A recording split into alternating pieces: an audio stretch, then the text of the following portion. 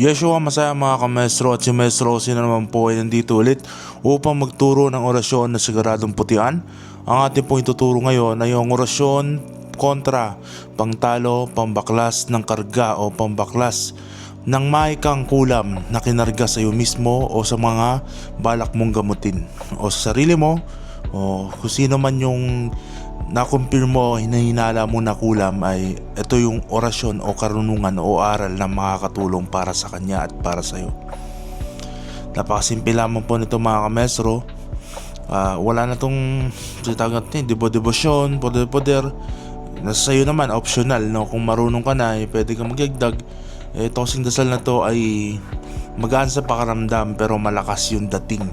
So, napakaiksi lamang ng orasyon na to mga kamestro. Ito ay nakalathala na salita sa wikang Latin, no? Yung mga iba kasing binahagi ay hindi po Latin yun.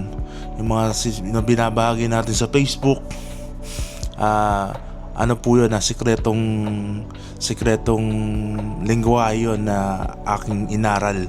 So ito sa Latin to, commonly ito yung mga usong dasal o mga orasyon. Lahat kasi ng mga karunungan, typically sa lahat ng mga marunong dyan na ay puro wikang Latin lamang yung alam nila. So ito, mas komportableng gamitin kasi sa wikang Latin. Wala nang haka-haka, i-search mo lang, makikita mo yung meaning. So ito, baklas lahat ng kulam. Napakasimple.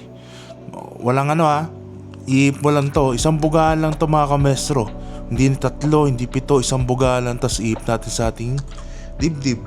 O kapag may pasyente ka o may gagamitin, pwedeng iip mo sa isang basong tubig at ipainom, o pwede rin sa tuktok. May manok pa. Ano ba yan? So ito po yung orasyon, no? Mga kamestro, uusalin po natin ng isang beses. Ito yung dasal. Okay? Icrius Jesus salvame. Icrius Jesus salvame.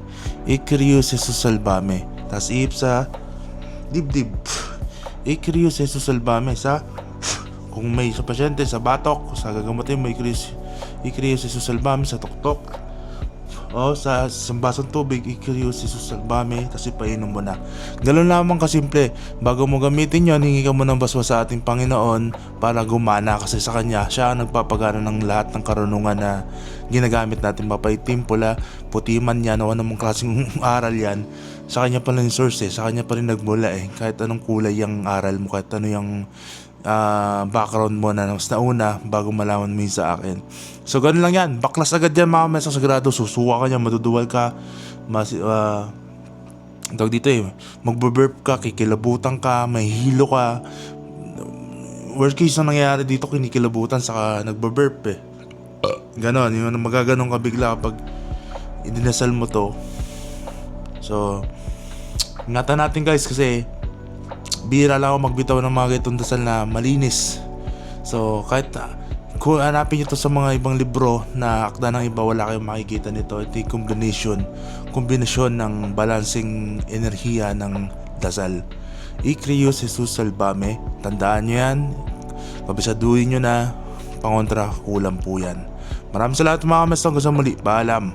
Pwede kang mag-request ng kung anong mga gusto mong orasyon.